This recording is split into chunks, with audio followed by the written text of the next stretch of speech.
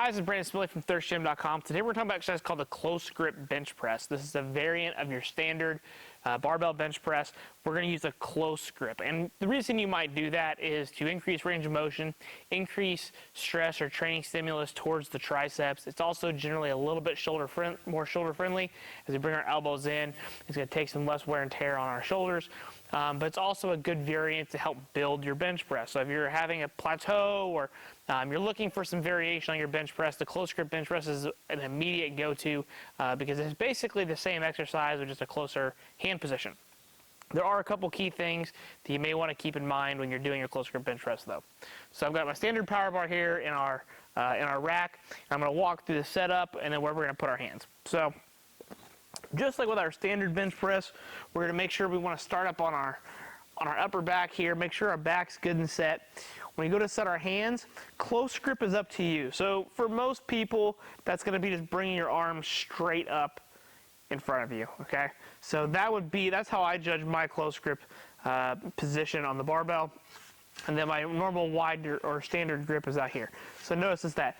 Now it could be any variant of anything that's closer than your competition grip if you compete, or your standard bench press. So if I bench press here and I go here, technically that's a close grip. Okay, so when you keep track of your notes, just keep that in mind. But for me, it's usually one finger on the smooth, the rest are on the knurling.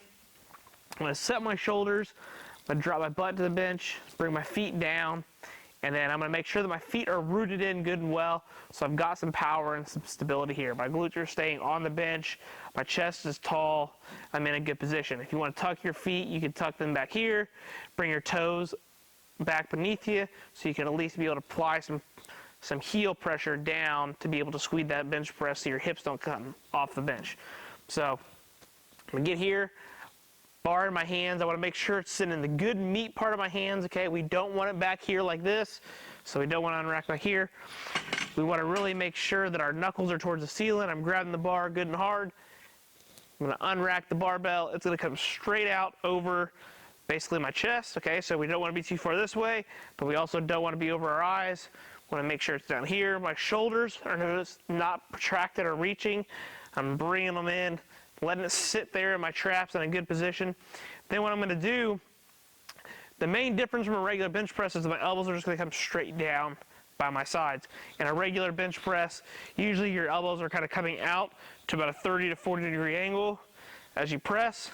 On the close grip option though, they're just going to keep coming straight down, touch the chest, press back up. So down, touch, press. Make sure you're applying your feet the whole time. So notice I've got pressure here in my feet as I press up, and then come back and then lock out. So just like our standard bench press that we would normally have, mixing up our grip and just bringing in a little bit. You could certainly use a false grip as well if you really want to. I would encourage that you know how to do that and you understand the risks and the benefits that could potentially be there. But that's the close grip bench press. When it comes to programming, you're probably going to program it anywhere from a max single all the way up to sets of maybe 10 to 12. It really depends upon what your training program is going to call for. But being a good big compound exercise, definitely you probably see this more on the strength side. 3 to 6 reps, probably very common to help aid your bench press. So you'd probably put it as a second exercise in your training program if you're a strength athlete to build your main movement, the bench press. If you happen to be like a sports performance athlete or a general population training client, or you just like getting after it and this is your main exercise for the day, great choice, nothing wrong with it. Like you said, it's generally a little more shoulder friendly.